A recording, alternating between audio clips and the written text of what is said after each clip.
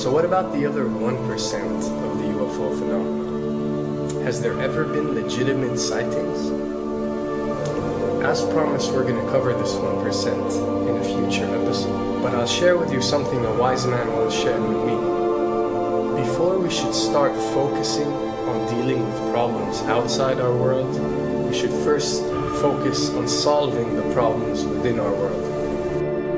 And before you can start solving problems within your world, you first have to solve problems within yourself and within your surrounding environment of family and friends. So basically what I'm trying to say is that we have priorities that we need to focus on first and foremost so we can successfully build our lives and our minds.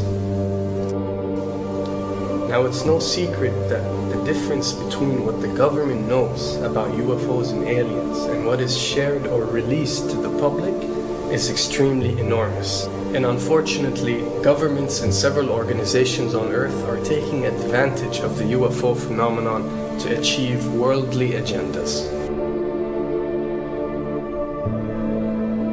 So why do we see particle beams, huge ones, firing at things that are, you were saying 200,000 Gs? Yep. I mean, go over that. Well, because I think it's part of a test for if there are bad guys out there. Or maybe they're doing preparations for factions. We may be looking at more than one faction. Remember, these groups tend to fragment. They fractally fragment so that you have wars within wars within wars. You know, but why would NASA release that footage? Well, remember, you've got all the good guys in NASA, and then you've got a few who are not good guys. The good guys don't know that there's something to keep secret. They remember the lie's different at every level. They believe the lies they've been told. So when you set up a structure, an institution, which is supposed to be open and above board and is supposed to present live TV of the shuttle missions, they present live TV. Now, the controllers can't say, oh, well, you can broadcast this, but you can't broadcast that. Because the honest guys will then say, sure, well, why can't we broadcast that? So people always say if this was happening, it would come out, and it is coming out. Well, I mean, I agree with you. When you've got the Catholic Church saying we need to love the aliens, they're our brothers, when you've got every major denomination saying it, when you've got all the movies, and you've got, you know, in the 80s, huge programs at the Olympics with aliens landing, you know, fake aliens, and you've got huge things the size of 3 football fields floating over Dallas, and stuff all over the place. Something's going on, and then I read government documents about fake extraterrestrial landings. You know, any of this. Why? I mean, you believe it's fake. Remember Operation Northwoods? Yes. Okay. Or we can go to the, September 11th. Governments do huge, big things to sway populations at key nodal points in history. They love hoaxes. Yeah, well, it's manufactured history is what it is. We are building, I mean, all my UFO friends, I need to shake them because they're so, frankly, they're extremely naive, Alex. They really believe we're building toward disclosure. I believe we're building toward a mass, carefully manufactured, fake event where ETs, who are really humans, who are really part of this secret clique, who are probably Nazis, you know, who have developed or perfected their technology from World War II, which is why you've got to get, you know, Joseph on. They are going to basically fake out the world. And there's an incredible window on the Nazi black ops programs, the compartmentalized, incredible high technology efforts that were being funded by the Nazi war machine, particularly toward the end of the war, in a desperate effort to win the war, and they fastened their hopes on several key technologies, some of which appear to be the control of gravity itself, which again is a separate piece of data from my work, which came at this from a hyperdimensional physics perspective. I mean, we know there's a lot of suppressed technology. I mean, 20 years after the B-2 bomber was already in service, they declassify it. So we have a lot of cases of that. We know there's a whole shadow government.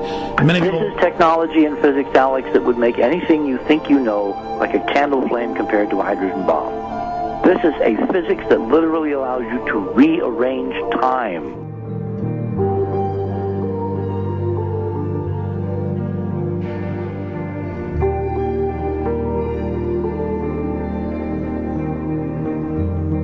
it. But I mean, imagine you've got all these compartments in these pyramids within pyramids of compartmentalization. That's why that's the New World Order symbol. And we don't know what they've got because they are so secret. We know they lie so much. We just know it's advanced. Mainline scientists say they're 30 years advanced. So Richard C. Hoagland, what I'm saying to you is, I'm entertaining what you're saying. I respect you. I think you're a great guy. My only issue is, like you said, dealing with what we know they could be up to. The fact, Alex, we have done experiments. We have our own data. We have experiments now from the Soviet Union. 30, 40 years when the Iron Curtain came down, when Glasnost finally prevailed, a huge amount of stuff was declassified from the KGB as well. And we now have put this data together. We not only know what the physics is, we know what it can do, we know what it's based on, we know how to make it work. We've seen in our own experiments ample evidence. We've seen experiments across the American landscape and even in Europe that vindicate various parts of this. And the latest thing I'm working on, it looks like von Braun himself was deeply involved in some of this early physics experimentation, but they're keeping all the good stuff for themselves. The reason is that if we got access to the good stuff, if we got access to the technologies, the energy, we wouldn't be worried about $4, $5 a gallon gas or $10 a gallon gas. We would live like people are supposed to live, all 6 billion of us who could live lightly on the earth, Alex, with this technology. And live longer. Absolutely, and better, and you could live to 200-300 and have the virility of your 20s and 30s. There's extraordinary medical breakthroughs, there's extraordinary physics breakthroughs, technology breakthroughs, energy. It's all been kept away.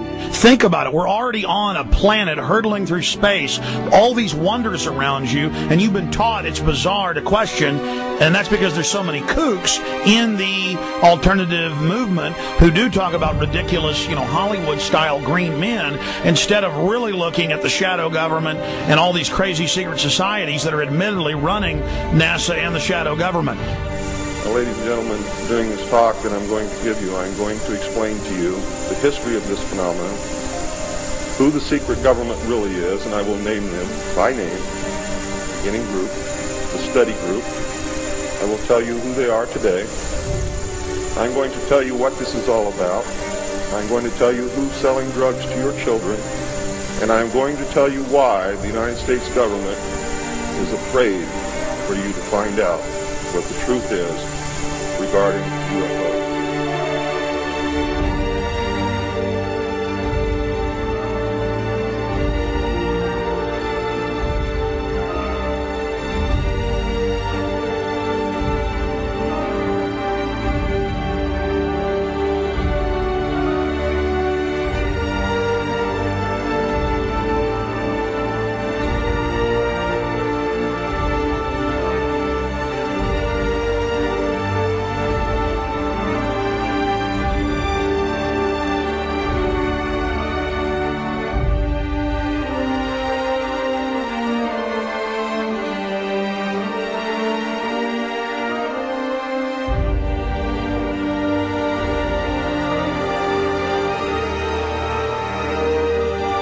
And it turns out that even though she remembered that she'd been part of the team to debrief the astronauts, she couldn't remember a thing that they said.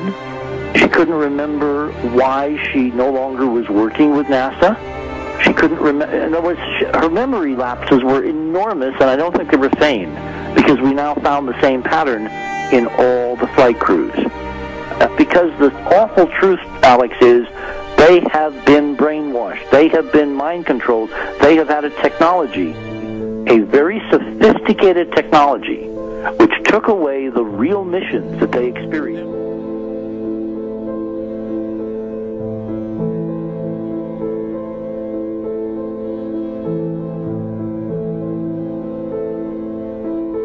Sorry.